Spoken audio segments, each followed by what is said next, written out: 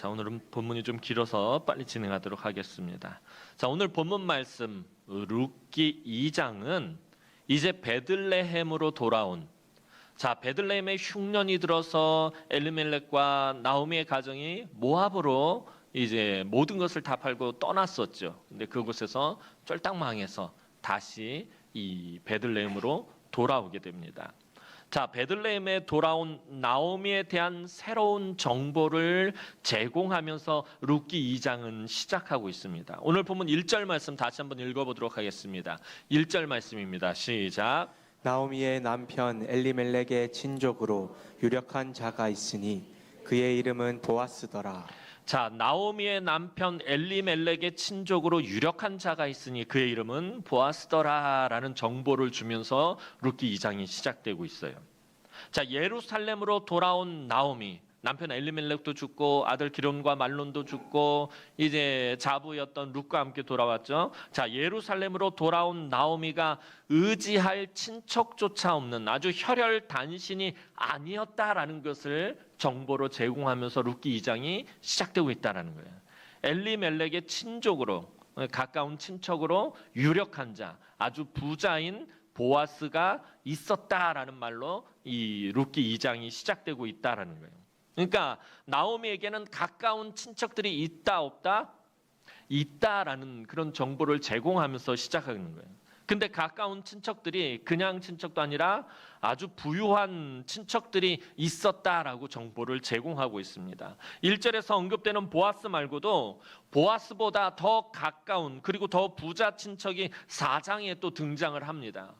그러니까 나오미는 원래 혈혈단신이 아니라 그에게는 가까운 부자 친척들이 분명히 있었음을 성경은 언급하고 있다라는 것입니다. 그런데 문제는 이렇게 부유한 친척들이 있었지만 아무도 나오미를 도우려 하지 않았다라는 것입니다. 그냥 혼자였으면은 아무런 문제가 될 게 없는데 이 베들레헴으로 돌아왔을 때 그 베들레헴에는 가까운 친척들 중에 부자들이 많이 있었다라고 성경은 그렇게 이야기합니다. 그런데 그 부자들이 나오미를 돕지 않았다라는 것입니다. 나오미가 돌아온 것을 보아스도 이미 알고 있었지만 자기보다 더 가까운 친척이 있었기 때문에 함부로 나서서 사실 나오미를 도와줄 수가 없는 상황이었습니다. 이 보아스의 성정을 우리 뒤 룻기를 잘 읽어보면 분명히 도와주고도 남을 사람인데 이게 이 당시 관습에 따르면 가장 가까운 친족이 먼저 도움을 주고 먼저 배려해주고 도와줘야 되기 때문에 그 다음에 있는 사람이 도울 수가 없게 되어 있었습니다. 부자들 친척들이 있었지만 아무도 돕지 않는 그런 상황 가운데 있었다라는 거예요. 그러니까 그녀에게 부자 친척이 있었다라는 정보는 그녀에게 희망을 주는 동시에 지금 절망을 안겨주는 아주 이상한 상황을 나타내고 있는 말씀이 1절 말씀입니다. 그러니까 나오미에게는 뭔가 희망의 조짐이 있는데 그런데 현실 상황은 절망적이다라는 그 배경을 지금 알려주는 말씀이 1절 말씀인 것입니다. 베들레헴을 떠나기 전에 나오미도 사실은 굉장한 부자였습니다.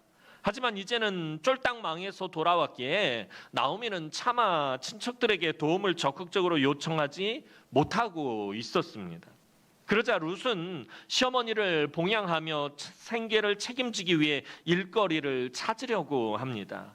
이것은 이 룻의 성실함과 또 그녀의 좋은 성품을 알려주는 것입니다.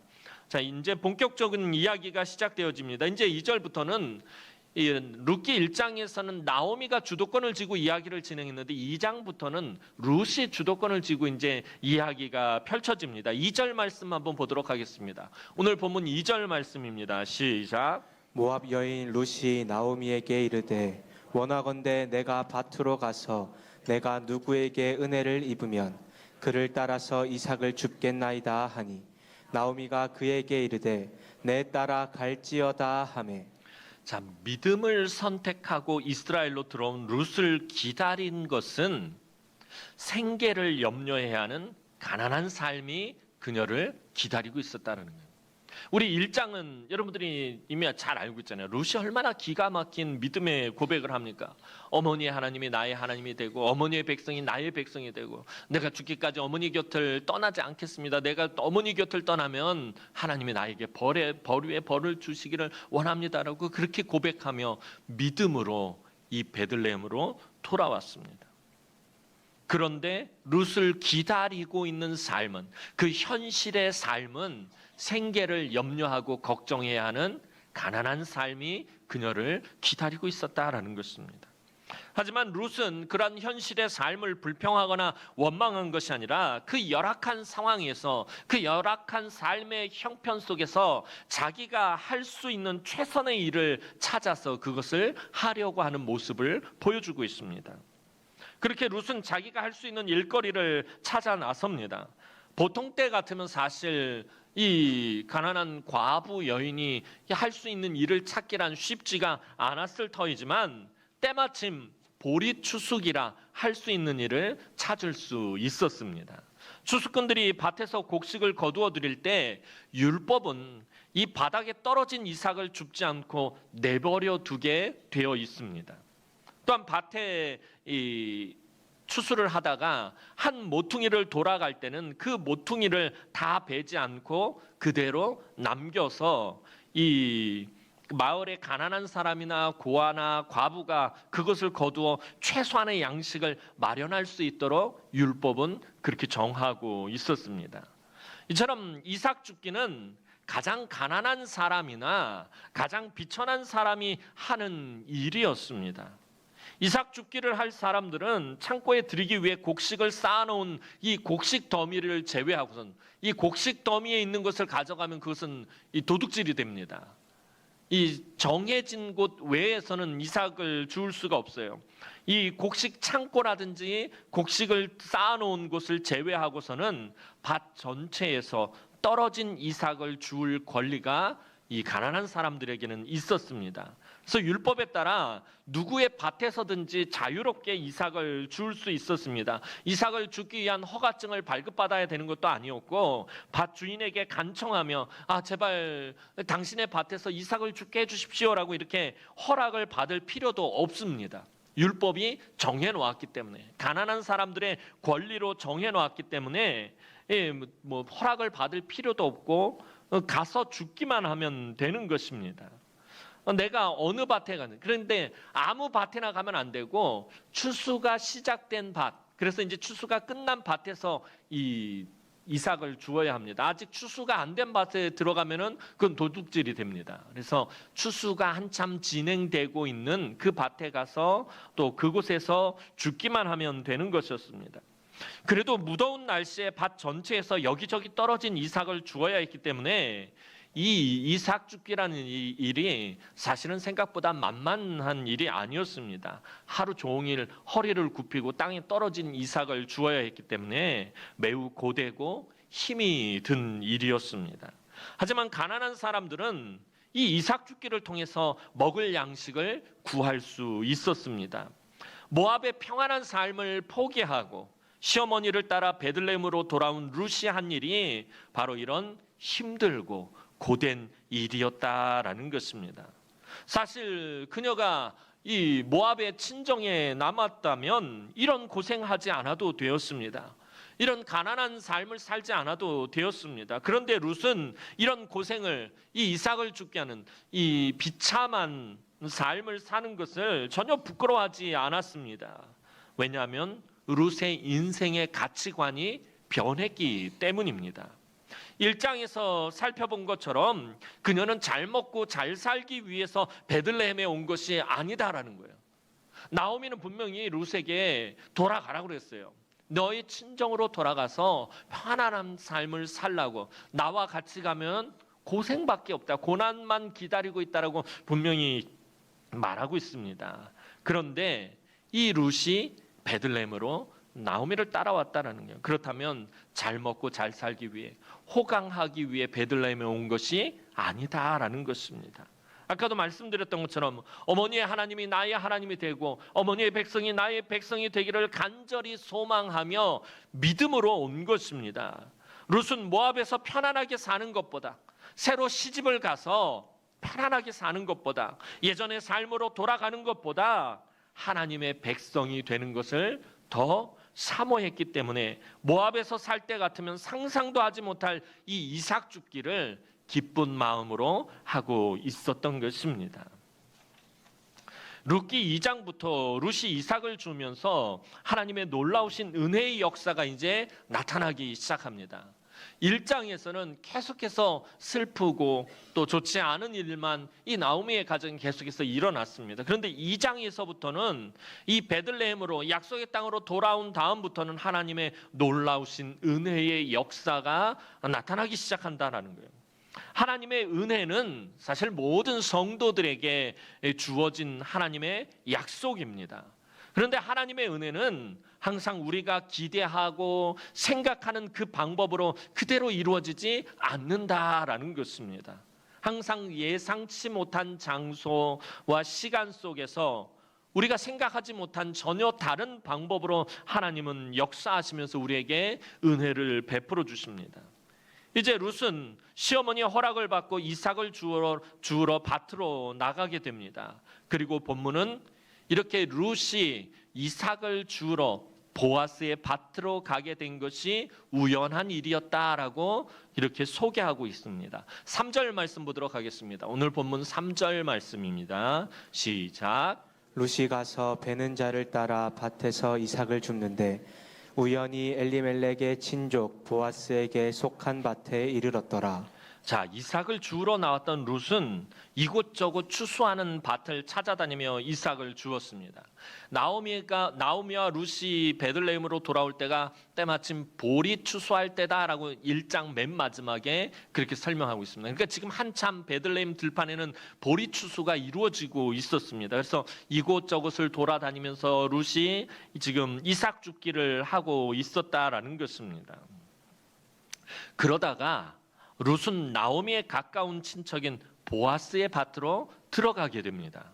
이렇게 룻이 보아스의 밭으로 들어가게 된 것은 사실 하나님의 적극적인 인도하심입니다. 우리는 룻기 스토리를 이미 잘 알고 있기 때문에 하나님께서 룻을 보아스의 밭으로 인도하셨다는 거 저와 여러분들은 이미 알고 있습니다. 하나님의 적극적인 간섭하심과 개입하심 가운데 룻을 보아스의 밭으로 하나님이 인도하셨어요.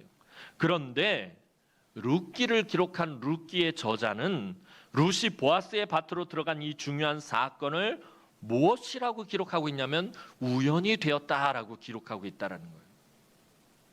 룻이 가서 베는 자를 따라 밭에서 이삭을 줍는데 우연히 엘리멜렉의 친족 보아스에게 속한 밭에 이르렀더라라고 이렇게 지금 3절을 기록하고 있다는 거예요.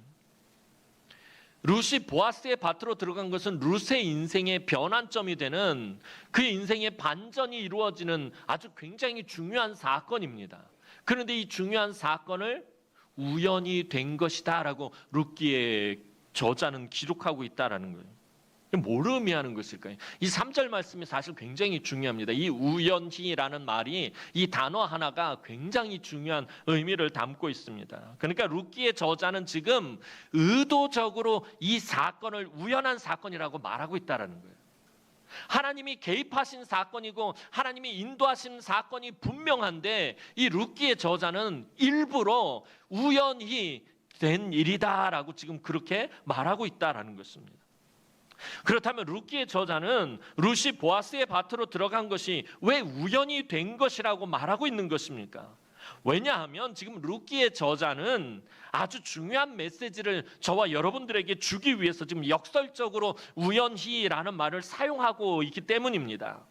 룻기의 저자는 지금 하나님이 일하시고 하나님이 역사하시는 이 사건을 지금 우연이라는 말로 지금 가리려고 하는 거예요. 일부러 커튼을 치듯이 우연이라는 커튼을 통해서 지금 하나님의 일하심을 가리고 있는 것입니다. 일부러 지금 그러고 있다는 거예요.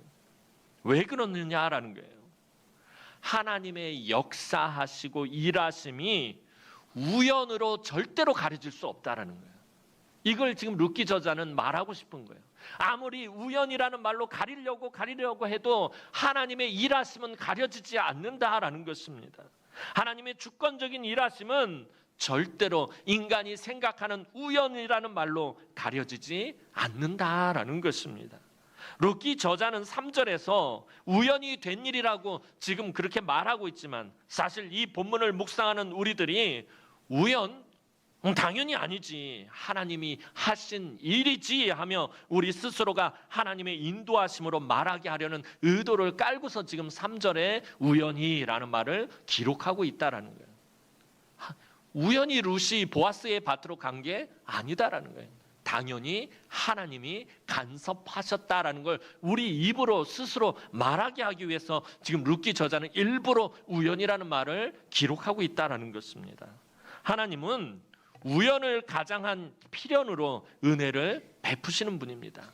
저와 여러분들이 살아가면서 하나님이 우리에게 은혜를 베풀어 주신 게 어떤 때는 우연한 것 같아요. 우연히 그 사람을 만나서 위로를 얻었어. 우연히 하나님 그런 도움을 받았어. 그런데 그게 정말 우연이냐라는 거예요. 룻기 저자는 절대 우연이 아니다라는 것입니다. 우연을 가장한 하나님의 필연이다라는 것입니다. 룻이 미처 깨닫지 못했던 이 우연히라는 말의 배후에는 보이지 않는 하나님의 역사하심이 분명히 있었다라는 것입니다. 하나님의 보이지 않는 손길이 룻을 보아스의 밭으로 인도하였던 것입니다. 사람의 입장에서는 우연이지만 하나님의 입장에서는 모든 것이 다 하나님의 계획하심이다라는 게 하나님의 뜻이었다라는 것입니다. 자, 룻은 자신의 남은 인생 전체를 믿음으로 하나님께 맡기며 이스라엘로 들어왔습니다. 하나님께서는 이런 룻의 중심을 보시고 불쌍히 여기시며 은혜로 지금 룻을 지켜주고 계십니다. 하나님은 아주 기묘한 섭리하심으로 룻을 보호하시고 축복하셨으며 하나님의 온전하신 뜻으로 룻의 앞길을 지금 인도하고 계십니다. 하나님의 주권적인 다스리심을 인정하며 자신의 모든 선택권을 전적으로 하나님께 맡기는 사람은 얼마나 복된 사람인가 하는 것을 룻은 우리에게 보여주고 있는 것입니다. 이렇게 믿음으로 살아가는 사람이 세상에서 가장 복된 인생이다라고 오늘 룻기 저자는 우리에게 알려주고 있습니다. 사실 조금 전에 말씀드렸던 것처럼 하나님 앞에서 우리의 삶에 우연이란 없습니다. 모든 것이 다 하나님의 계획과 섭리와 인도하심입니다. 다시 말해서 모든 것이 다 하나님의 은혜입니다. 때로는 우리에게 고난을 주실 때도 있고 때로는 사망의 음침한 골짜기로 인도하실 때도 있고 때로는 우리가 전혀 이해할 수 없는 상황을 직면하게 하실 때도 있습니다. 하지만 그때라도 하나님만을 믿고 의지하고 신뢰하고 하나님의 주권을 인정하고 나아간다면 하나님께서 룻에게 베푸신 자비와 인자와 사랑을 누구에게나 베푸실 것이고 룻을 지키고 보호하셨듯이 우리도 지키고 보호하신다라는 것입니다.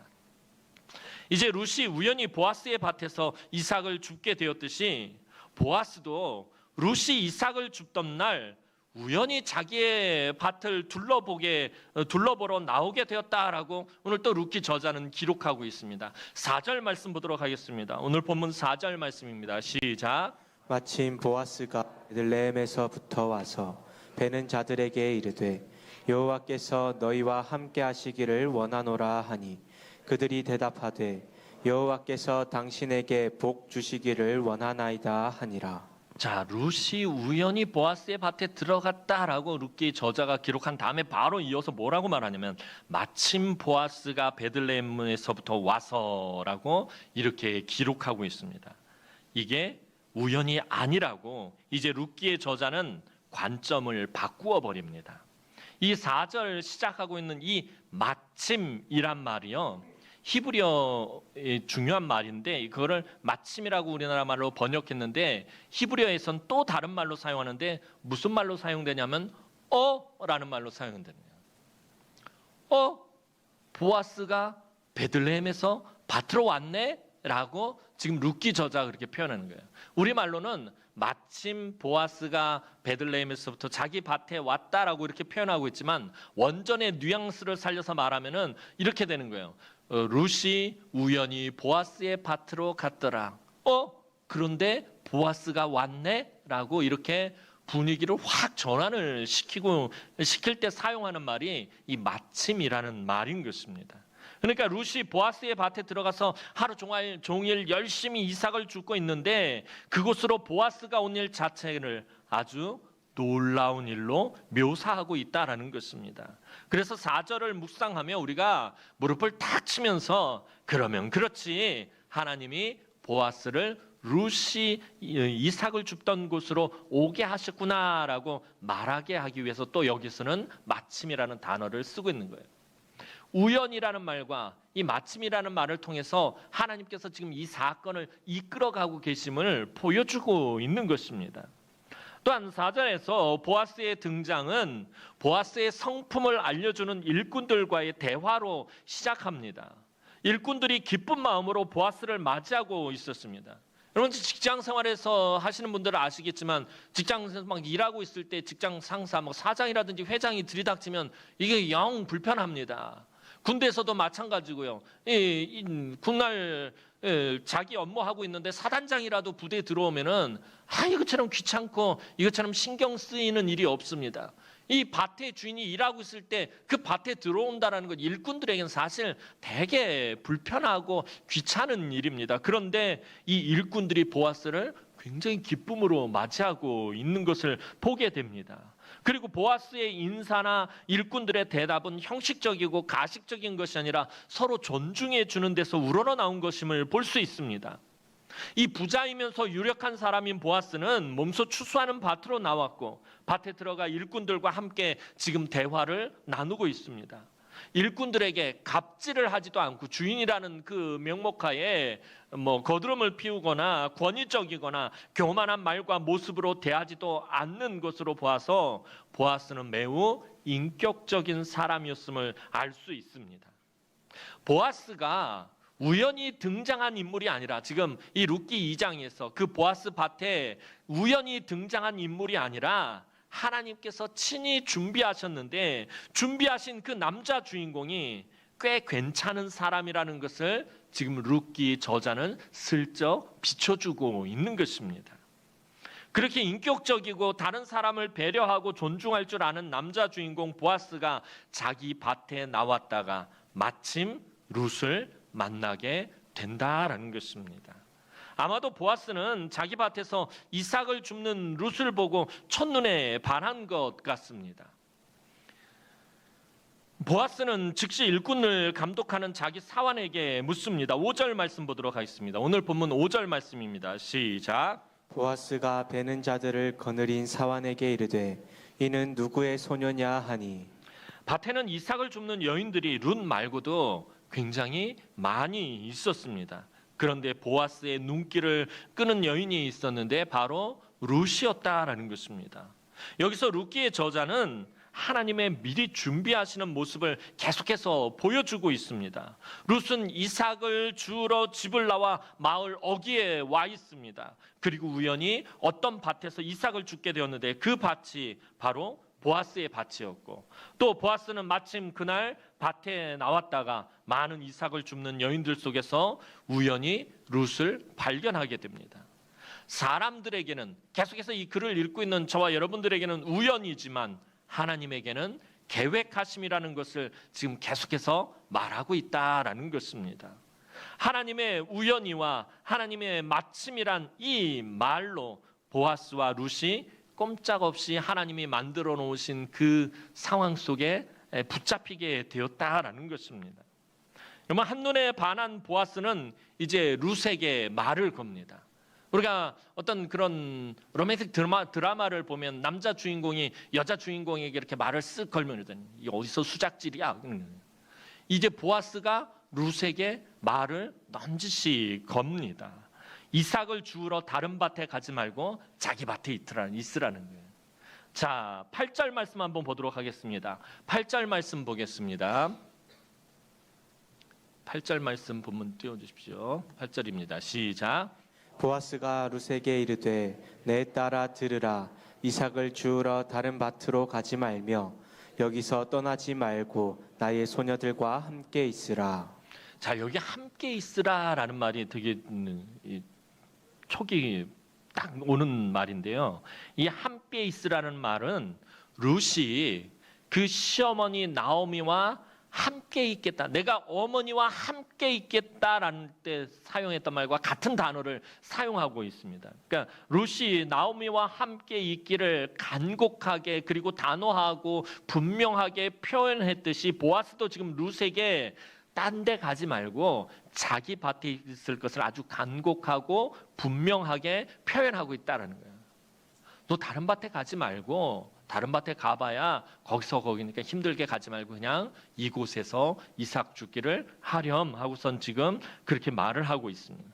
그리고 그곳에 있는 소년들에게 명하여서 룻을 건드리지 못하게 하였다라고 그렇게 말하고 있습니다. 9절을 보면 그녀를 건드리지 말라라고 보아스는 분명히 말하고 있어요. 근데 이 말을 그녀를 건드리지 말라라는 이 보아스의 말을 역시 굉장히 단호하고 분명한 말입니다. 그러니까 룻에 대한 자신의 숨겨진 감정을 그대로 드러내는 말들입니다.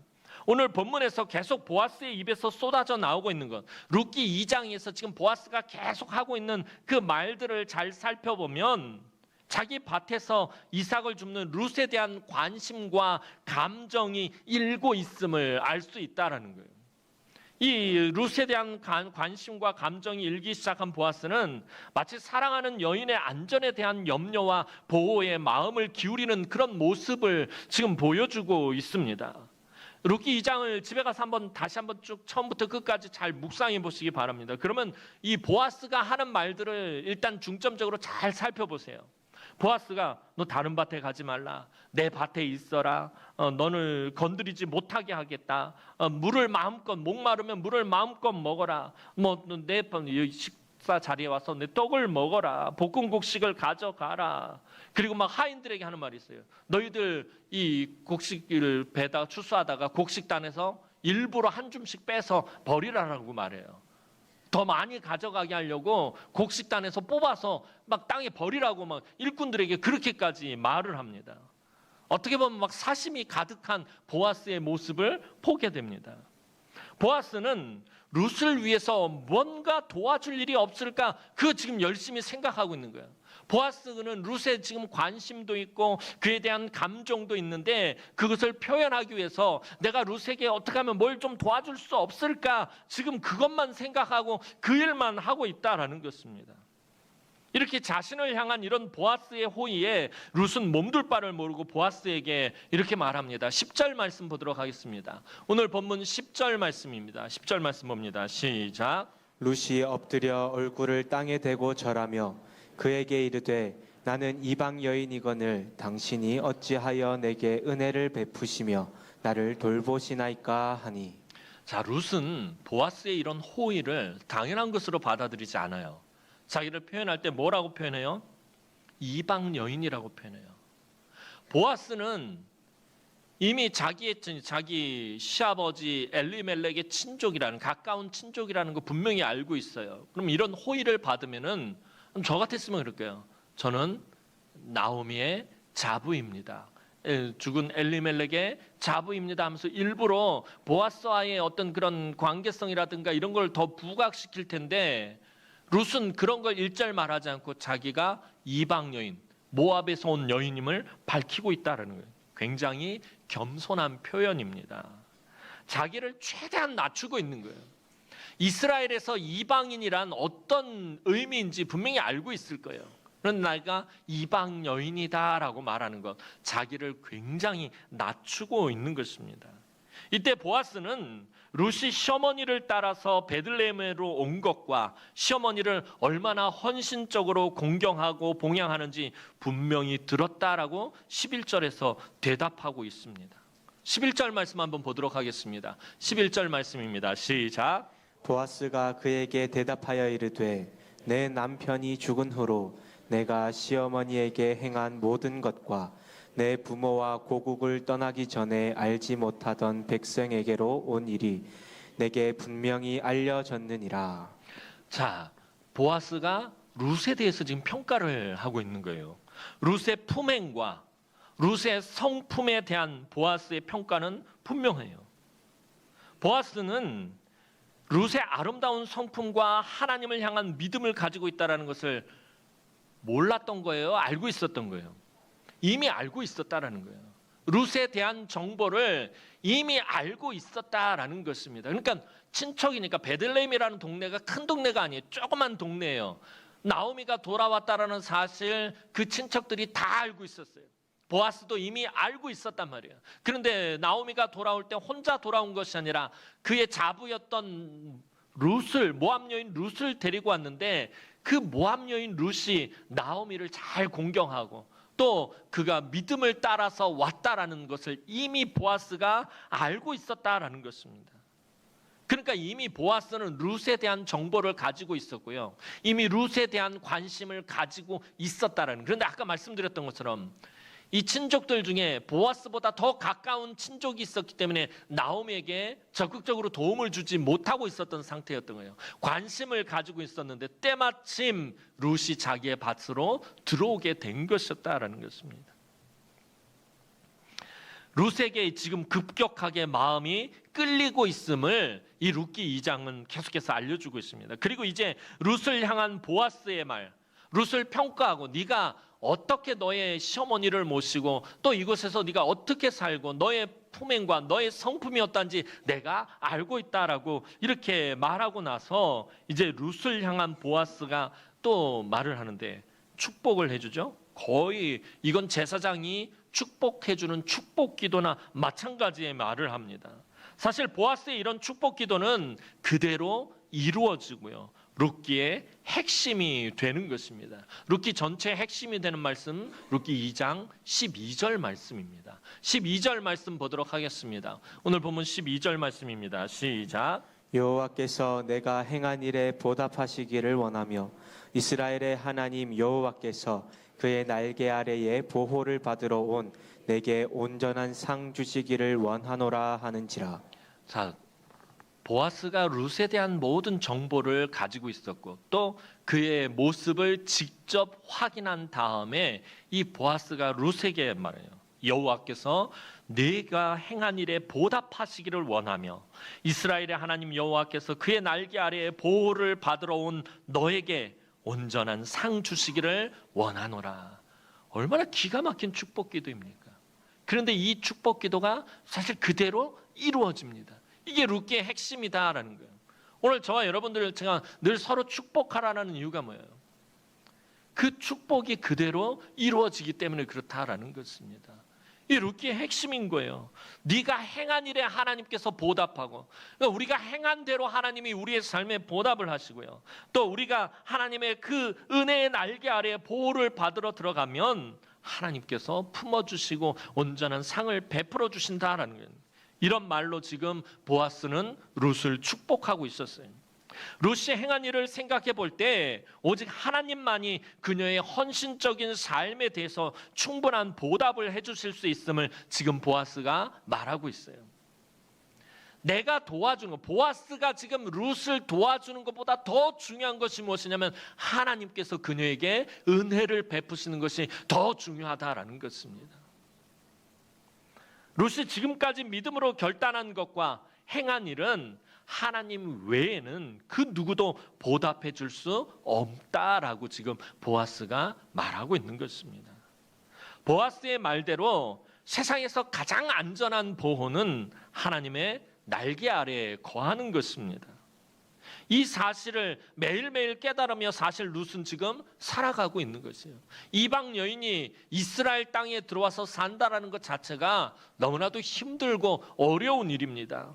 하나님의 날개 아래 거하기 위해서 지금 이 룻이 모압의 모든 것을 버리고 이 이스라엘 땅으로 들어왔어요.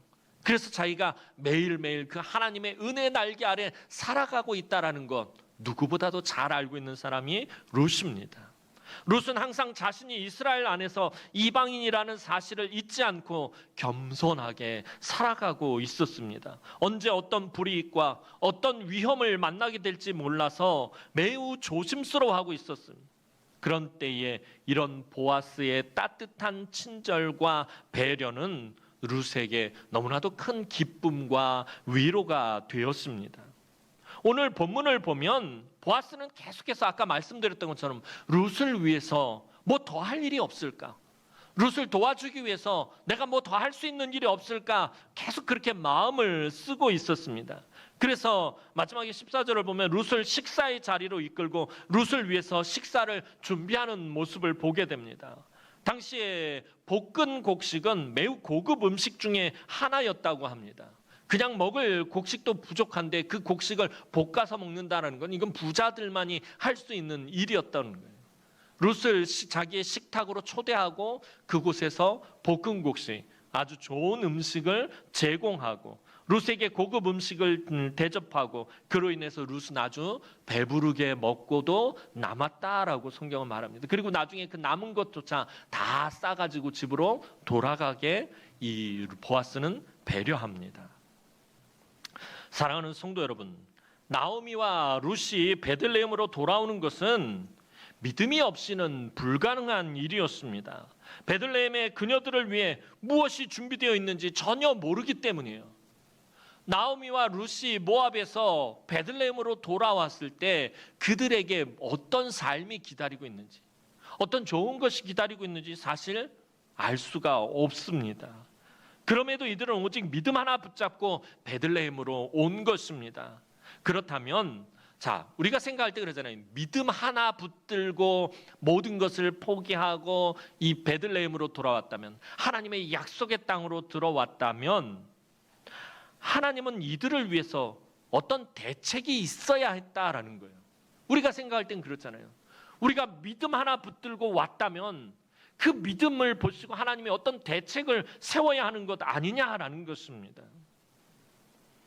그런데 나오미와 룻이 돌아왔을 때 이들을 위해 준비된 것은 사실 아무것도 없어 보였다라는 거예요. 베들레헴으로 돌아왔을 때 나오미와 룻의 앞에는 아무것도 준비된 것이 없어 보였다는 거예요. 나오미와 룻은 여전히 생계가 막막했습니다. 당장 먹을 양식조차 없어서 가장 가난한 사람들이 하는 이삭 줍기를 해야 했습니다. 하나님은 그 귀한 믿음의 고백을 한 룻에게 지금 이런 비참한 일을 시키고 있다라는 것입니다.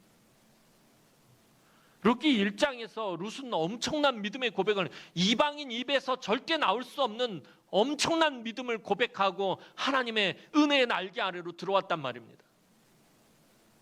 오직 믿음으로 하나님의 은혜의 날개 아래로 들어왔다면 하나님이 그녀에게 무언가 보답해야 돼요. 아까 보아스가 말한 대로 상을 주시거나 보답을 하시거나 뭔가 큰 은혜를 베푸셔야 하는데, 그 귀한 믿음의 고백을 한 룻에게 하나님은 이삭 줍기라는 아주 비참한 일을 시키셨다라는 것입니다.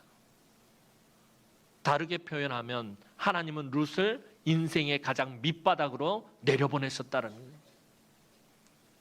믿음 하나 붙들고 왔는데, 내가 잘 먹고 잘 살고 호강하기 위해서 베들레헴에 온 것이 아니라 하나님의 백성으로서 살기 위해서, 하나님의 은혜의 날개 아래 거하기 위해서 베들레헴으로 왔는데, 믿음 하나 붙들고 왔는데 하나님은 그녀를 인생의 가장 비참한 밑바닥으로 내려보내셨다라는 것입니다.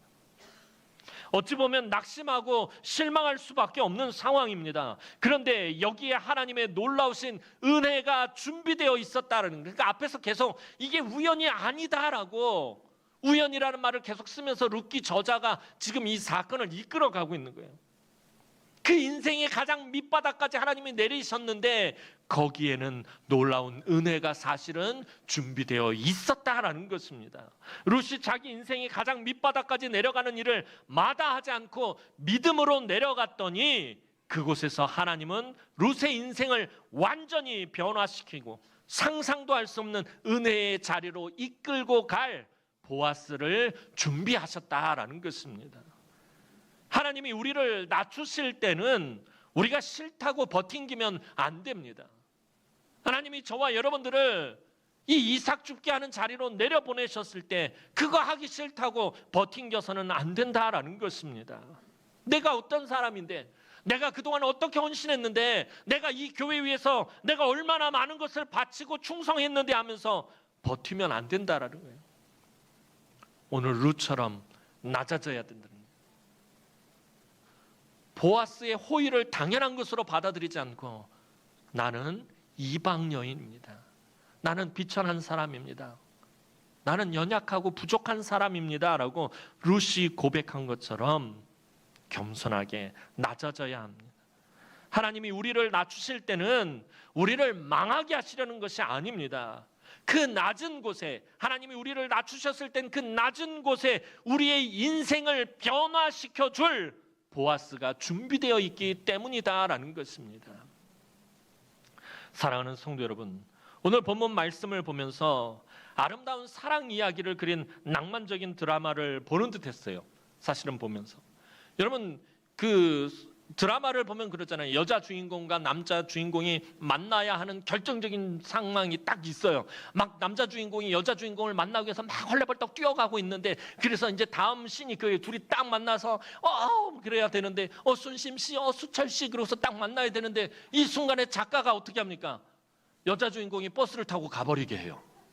그럼 버스 정류장에서 남자 주인공이 막 두리번 하면서 막 찾고, 그럼 보는 저와 여러분들이 막 애가 달아가지고 이 죽일 놈의 작가 막 그러면서 왜 두리번 만나게 하나? 우리 막 그러면서 막 애가 달아서 드라마를 보는데, 이게 세상적인 드라마예요.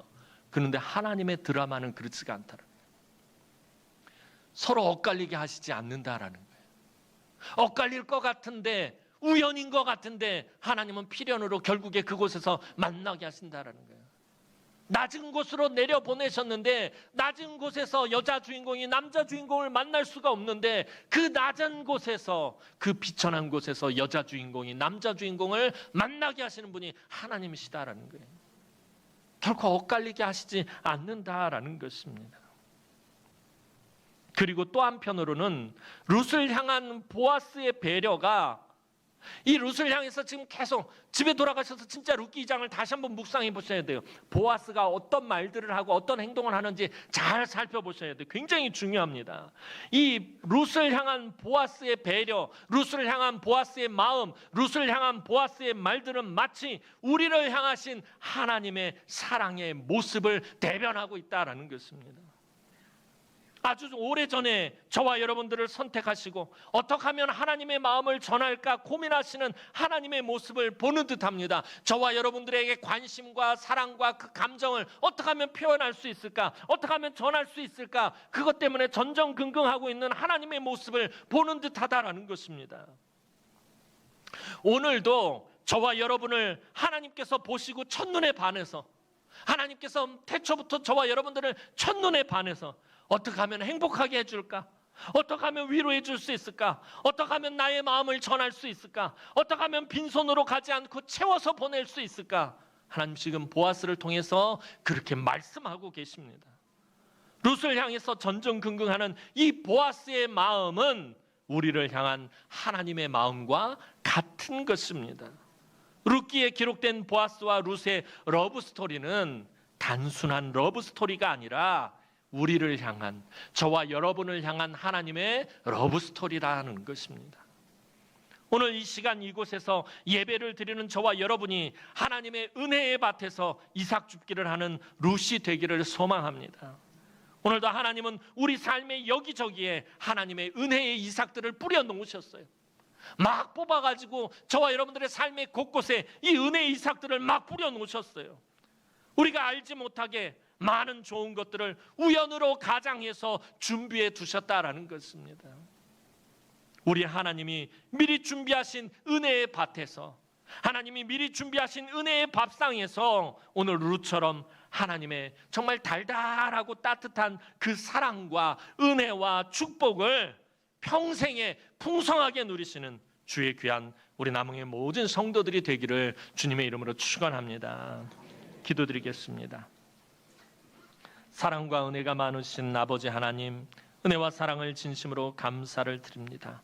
오늘도 하나님 사랑하는 주의 귀한 성도들이 이 험한 세상을 살아가다 보면 때로는 이삭 줍기를 해야 하는 것처럼 삶에 참 힘들고 고단하고 어려운 상황 가운데까지 내려갈 때가 있음을 보게 됩니다.